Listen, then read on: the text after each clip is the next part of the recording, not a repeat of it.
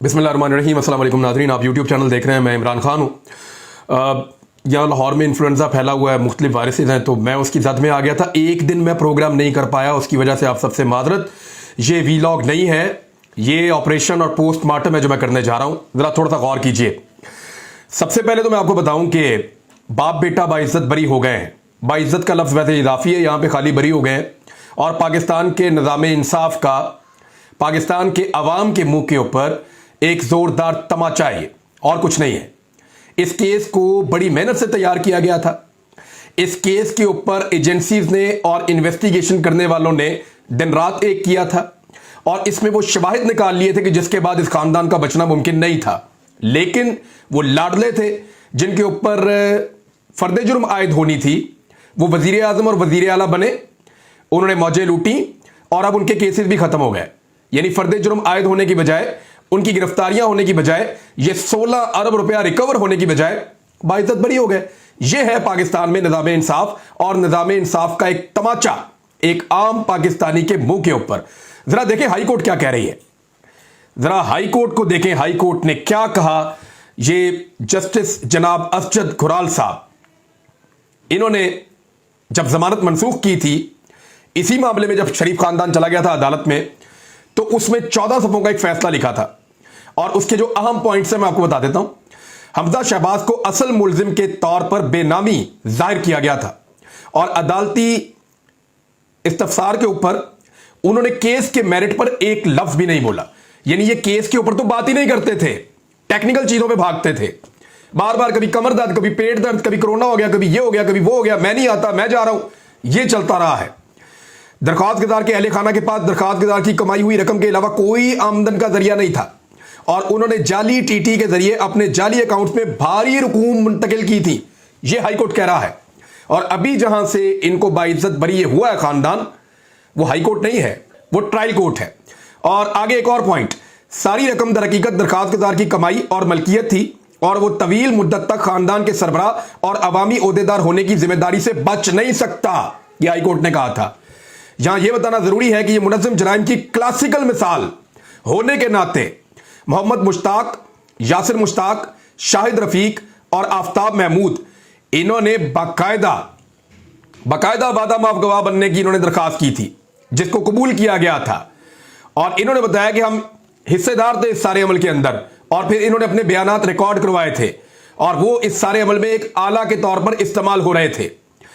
ये दरखास्त गुजार की जानिब से जबरदस्ती दलील दी गई कि हासिल करदा और हासिल किए गए तमाम असासे उसके सालाना इनकम टैक्स रिटर्न और एफबीआर के दीगर दस्तावेजात में दिखाए गए हैं, और अगर टैक्स रिटर्न में कोई रकम या असासे मुख्तलिफ थे तो इस पर सिर्फ एफबीआर वाहिद अदारा है जो पूछ सकता है। उस वक्त भी बहाने कर रहे थे, और यह बाकायदा जज साहब ने मेंशन कर दिया था। असासों की छानबीन करने का, इस मामले पर सवाल उठाने का इख्तियार नैब को नहीं होता। नैब के खिलाफ भी जा रहे थे, एफआईए के खिलाफ भी जा रहे थे। फिर यह कहा गया कि 28/9/2020 को दरखास्त गुजार को इस मामले में गिरफ्तार किया गया था, और तफ्तीश के दौरान वो इस केस में पूरी तरह मुलव्विस पाया गया था। इस्तगासा के गवाहों के 161 सेक्शन 161 के तहत उन्होंने जो बयानात जमा करवाए थे कानून के मुताबिक, अपने बयानात में दरखास्त गुजार को इस केस में पूरी तरह मुलव्विस करार दे रहे थे। यह हाईकोर्ट कह रहा है, कोई और नहीं कह रहा। दरखास्त गुजार की जानिब से अपने खानदान के अफराद के नाम पर जाली और जाली टीटी के जरिए अपने बैंक अकाउंट और दीगर बेनामी दारों के नाम पर हासिल किए गए असासे, जो कि नैब हुकाम की जानिब से इसकी आमदन के मालूम जराए से गैर मुतनासिब पाए गए हैं, मुल्क की बदनामी का बाइस बना। यह कहना काफी है कि दरखास्त गुजार को मुबैना जुर्म से जोड़ने के लिए काफी मुजरिमाना मवाद रिकॉर्ड पर मौजूद है। हाईकोर्ट कह रहा है कि इतना मवाद मौजूद है कि मुजरिमाना तौर पर इसको जुर्म के तौर पर देखा जाए और यहां पर जोड़ा जाए, और इस तरह वो इस रिलीफ का हकदार नहीं है जिसका वो दावा कर रहा है। और भी बहुत कुछ लिखा था। लेकिन अब जरा आप नया फैसला समाअत फरमाइए। शहबाज शरीफ और हमजा शहबाज के खिलाफ मनी लॉन्ड्रिंग का कोई सबूत मौजूद नहीं है। तफसीलात के मुताबिक स्पेशल जज सेंट्रल ने मनी लॉन्ड्रिंग केस में शहबाज शरीफ और हमजा शहबाज की बरीयत का तहरीरी फैसला जारी कर दिया, और 38 सफ़ात पर मुश्तमिल फैसला जारी किया गया। फैसले में करार दिया गया है कि मनी लॉन्ड्रिंग के इल्जामात का कोई दस्तावेजी सबूत मौजूद नहीं है। कोई सबूत नहीं कि शहबाज शरीफ या हमजा शहबाज ने मुबैना बेनामी अकाउंट से बराह रास्त रकूम निकलवाई या जमा करवाई। तहरीरी फैसले में कहा गया कि शहबाज, यानी जो भी पैसा इनके जाती मुलाजमीन के अकाउंटों में आता रहा या वहां से निकलता रहा और जिसके ये बेनिफिशरी बनते रहे, उससे इनका कोई ताल्लुक नहीं है। वो कोई और कोई जिन भूत थे या कोई खलाई मखलूक थी जिन्होंने उन अकाउंटों में इधर पैसा डाला भी और निकाल भी दिया, और ये खानदान बेगुनाह है। यानी मेरे ड्राइवर के अकाउंट में अचानक 10 अरब रुपए आए और वो निकल जाए तो उसके लिए मैं जिम्मेदार ही नहीं हूं, हालांकि उस पैसे से मैं बेनिफिशियरी हूं उसका, और वो बेचारे की 25-30 हजार 40 हजार रुपए तनख्वाह होगी, इससे ज्यादा तो नहीं होगी।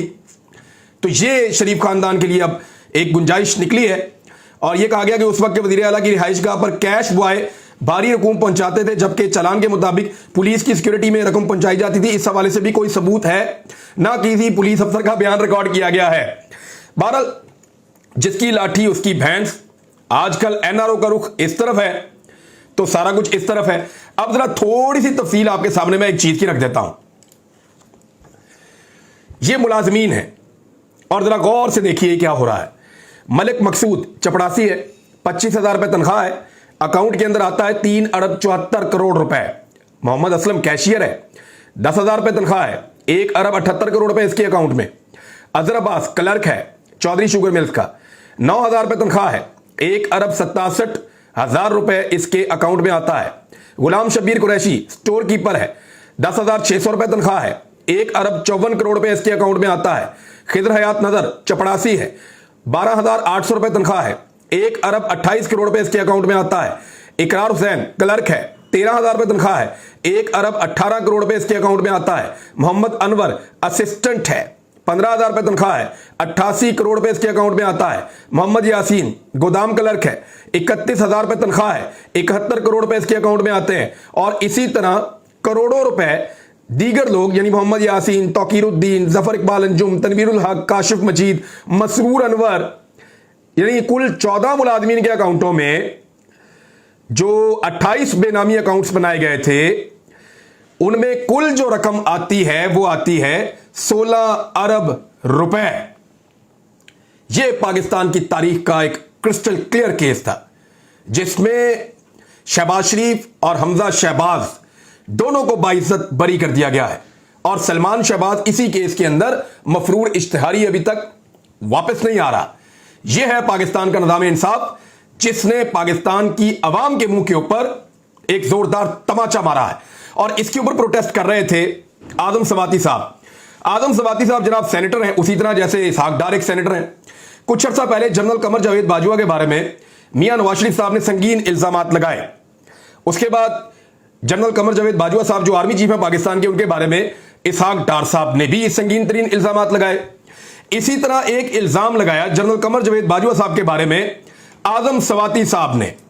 आदम सवाती साहब ने यह जो NRO 2 हो रहा है, इसमें जनरल बाजवा साहब को मौरद इल्जाम ठहराया।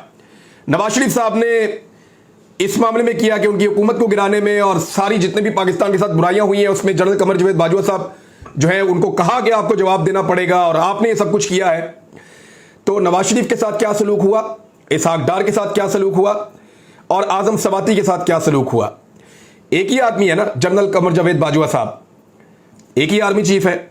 नवाज शरीफ बोले तो इक्तदार, इसहाक डार बोले तो मफरूर और इश्तिहारी से पाकिस्तान वापस लाया जाएगा वजीर आजम के जहाज में, और वापस लाने के बाद उसको वजीर खजाना पाकिस्तान का बनाया जाएगा और वो प्रोटोकॉल के साथ पूरी दुनिया में फिरेगा। हालांकि पाकिस्तानी जहां भी देखते हैं चोर चोर के नारे लगाते हैं। अमेरिका में भी तमाशा लग गया था, यानी जब अमेरिका के एयरपोर्ट पे पहुंचे तो चंगा तमाशा लग गया था। तो उन्होंने साथ अपने ऊंची बोलने वाले बंदे रखे हुए हैं। अब वो पाकिस्तानियों को देखकर ऊंची ऊंची अचानक बोलना शुरू हो जाते हैं, डर जाते हैं। ये जहां पाकिस्तानियों को देखते हैं खौफजदा हो जाते हैं।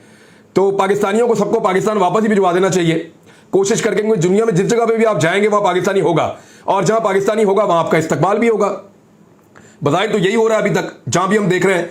बहरहाल इसहाक डार को बुलवा के जब इसहाक डार ने जनरल बाजवा पे इल्जामात लगाए और उनके बारे में नेगेटिव रिमार्क्स दिए, तो उनको बुलाकर बनाया गया वजीर खजाना। जब जनरल कमर जावेद बाजवा साहब के बारे में नवाज शरीफ साहब ने इंतहाई भौंडे और घटिया इल्जामात लगाए, तो उनको इक्तदार दे दिया गया, और इक्तदार के तमाम फैसले मियां नवाज शरीफ साहब लंदन में बैठ के करते हैं। वजीर खजाना कहीं जा रहा हो, मशवरा पहले नवाज शरीफ से, वजीर आजम ने कुछ करना हो, मशवरा पहले नवाज शरीफ से। तो हुकूमत लंदन में बैठ के मियां नवाज शरीफ साहब मुबैना तौर पर चला रहे हैं। तो जनरल कमर जावेद बाजवा साहब पे संगीन इल्जामात लगाने पे इस खानदान को या इस पोर्शन को बहुत नवाजा गया है। और दूसरी जानिब जब एक ट्वीट किया आदम सवाती ने, तो रात को 3 बजे के बाद उसको घर से उठाया गया और नंगा करके तशद्दुद किया गया। आदम सवाती साहब का यह कहना है कि उनके ऊपर तशद्दुद जो है वो एफआईए नहीं, एजेंसियों ने किया है। अब कौन सी एजेंसियां, वो क्यों टॉर्चर कर रही हैं, क्या मामला है, बंदे कहां से आए हैं, इसका भी कोई पता चल ही जाएगा आने वाले वक्त में। लेकिन ये सब कुछ हो क्यों रहा है, जरा इस पे आप गौर कीजिए। ये सब कुछ हो इसलिए रहा है कि कुछ भी करके इमरान खान को इतना गुस्सा दिलाओ कि वो लॉन्ग मार्च ले आए। एक बहुत ताकतवर आदमी है, वो हुकूमत से कोई बात मनवाना चाहता है। गौर से सुनिएगा मेरी बात। एक बहुत ताकतवर आदमी है, वो हुकूमत से अपनी एक बात मनवाना चाहता है। हुकूमत उसकी बात नहीं मान रही, स्पेशली नवाज शरीफ मानने को तैयार नहीं है। अब अगर इमरान खान साहब एक लॉन्ग मार्च लेकर आ जाते हैं तो बहुत हद तक वो ताकतवर आदमी इस काबिल हो जाएगा कि हुकूमत को ब्लैकमेल कर सके। आपको मेरी बात समझ आ गई होगी। यानी ये हुकूमत जो है वो शायद नहीं चाहती कि इमरान खान लॉन्ग मार्च लेकर आए, या कुछ लोग हुकूमत की ये सोच रहे हैं तसादुम ही हो जाए, तसादुम के नतीजे में हमारी हुकूमत जाएगी, हम रोला डाल देंगे, हम तो पाकिस्तान को संभाल रहे थे, इमरान खान ने आगे संभालने नहीं दिया। लेकिन इमरान खान अगर अभी लॉन्ग मार्च लेकर आते हैं तो उनको बहुत कैलकुलेशन करके चलना पड़ेगा, बहुत कैलकुलेशन करके इसलिए चलना पड़ेगा कि ये ना हो कि कहीं इमरान खान साहब के लॉन्ग मार्च का फायदा कोई तीसरी कुव्वत उठा ले और वो जो चाहते हैं वो हो जाए, और इमरान खान साहब प्लेट में रख के उनको वो सारा कुछ दे दें, और हुकूमत जो बात नहीं मान रही हुकूमत को भी माननी पड़ जाए। बहुत मुमकिन है। अब इससे ज्यादा अगर मैं बोलूंगा तो समझ तो आपको वैसे ही आ गई, तो बोलने की जरूरत भी नहीं है। तो नाज़रीन, इमरान खान साहब लॉन्ग मार्च अभी तक क्यों नहीं लेकर आ रहे, सिर्फ वो पब्लिक को मोटिवेट कर रहे हैं। वो इसीलिए नहीं लेकर आ रहे कि उनकी कैलकुलेशन अभी मुकम्मल नहीं हुई, तैयारी मुकम्मल है, पब्लिक भी तैयार है, लोग तुले हुए हैं, बल्कि लोग अब गुस्सा कर रहे हैं कि इमरान खान फाइनल कॉल क्यों नहीं दे रहे। लेकिन वो फाइनल कॉल तब तक नहीं देंगे जब तक कि हर चीज पे उनकी असेसमेंट मुकम्मल नहीं हो जाएगी, क्योंकि लॉन्ग मार्च में इलेक्शन लेना इमरान खान साहब का एक टारगेट है, और अगर इस लॉन्ग मार्च में इलेक्शन इमरान खान साहब को ना मिले और किसी और को कुछ और मिल जाए तो फिर तो इमरान खान साहब को लॉन्ग मार्च नहीं करना चाहिए। लिहाजा वो अपनी असेसमेंट जो है वो पूरी कर रहे हैं। दूसरी जानिब जो इलेक्शन होने जा रहे हैं उनके ऊपर अब सबकी नजरें हैं। 16 अक्टूबर को, 16 अक्टूबर के इलेक्शन के ऊपर सबकी नजरें हैं, और इमरान खान साहब को हराने के लिए अब बंदोबस्त किया जा रहा है। कम से कम 3 हलकों में पूरी कोशिश की जाएगी कि इमरान खान साहब को हराया जाए, और ज्यादा से ज्यादा 5 हलकों में। एक हलका कराची में धांधली करने का मंसूबा बनाया गया है कि हर हाल में कराची की इस नशिस्त को निकालना है और हर हाल में पाकिस्तान तहरीक इंसाफ को वहां पे हराना है, और इसके लिए पूरा का पूरा धांधला प्लान किया गया है। दूसरा, खैबर पख्तूनख्वा के एक हलके में इमरान खान साहब को हराने का मंसूबा बनाया गया है, और प्रोबेबली ये 4 सद्दा वाला हलका है। यहां से इतलात मौसूल हो रही हैं कि बेपनाह मकबूलियत के बावजूद इमरान खान साहब को हराने के लिए पूरा एक नेटवर्क बिछाया गया है, पूरा जाली वोटों का बंदोबस्त किया गया है, और कुछ भी करके वहां पे इमरान खान साहब को हराया जाएगा। और तीसरा जो हलका जिसके ऊपर सबकी नजरें हैं, वो कोशिश की जा रही है कि पंजाब का एक हलका, यानी एक में आबिद शेरली का मुकाबला है और दूसरे में ननकाना के अंदर इमरान खान साहब का मुकाबला एक खातून कैंडिडेट से है। तो यहां पे इमरान खान साहब को हराने की कोशिश की जा रही है। आबिद शेरली वाले हलके पे सबका फोकस होगा, लिहाजा ननकाना में डकैती मारने की कोशिश की जाएगी, लेकिन सर्वेज ये कह रहे हैं कि इमरान खान साहब भारी अक्सरियत से जीत रहे हैं। दूसरी जानिब गिलानी खानदान ने इतनी कुर्बानियां दी हैं, इतना जोर लगाया है एस्टेब्लिशमेंट के लिए, और हर चीज अपनी पेश कर दी है एस्टेब्लिशमेंट के लिए, तो गिलानी खानदान को यह इलेक्शन जितवाने की कोशिश की जाएगी, और वहां पे शाह महमूद कुरैशी साहब की बेटी को हरवाने का बंदोबस्त है। लेकिन ऐसा मुमकिन दिखाई नहीं दे रहा। वजह यह है कि पाकिस्तान तहरीक इंसाफ का जोर बहुत ज्यादा चल रहा है। इस इलेक्शन में धांधली का बहुत बड़ा मंसूबा है। अगर लोगों ने 17 जुलाई वाले इलेक्शन की तरह इलेक्शन लड़ा, ना सिर्फ वोट डाला बल्कि अपने वोट के ऊपर पहरा भी दिया, तो फिर पाकिस्तान तहरीक इंसाफ ये इलेक्शन जीत पाएगी, 9 के 9 कौमी असम्बली के इलेक्शन। और अगर पाकिस्तान तहरीक इंसाफ के वर्कर सिर्फ वोट डाल के घर चले गए और उन्होंने अपने वोटों पर पहरा ना दिया, तो फिर वो वाला गेम हो जाएगा जो पाकिस्तान में हमेशा होता रहा है। और ये एक बहुत बड़ा टेस्ट है पाकिस्तान तहरीक इंसाफ का। और इसी के ऊपर मौलाना फजलुर रहमान साहब का फरमाना है कि 9 हलकों से इमरान खान साहब का इलेक्शन लड़ना कौम के साथ मजाक है। तो फजलुर रहमान साहब, आप भी इस मजाक में शामिल हो जाएं, आ जाएं, लड़ लेते एक हलके में इमरान खान के खिलाफ इलेक्शन।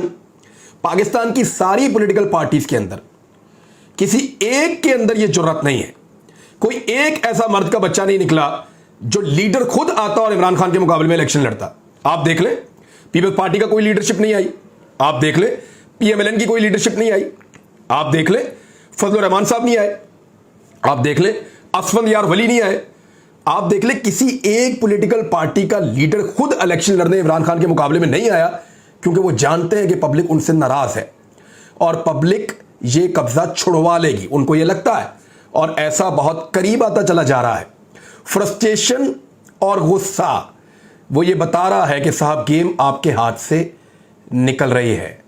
जितना मर्जी गुस्सा कीजिए, वैसे इतना गुस्सा तो परवेज मुशर्रफ को भी नहीं आता था जितना गुस्सा आपको आता है। अब तक के लिए इतना ही। अपना ख्याल रखिएगा, अपने इस चैनल का भी। अल्लाह हाफिज़।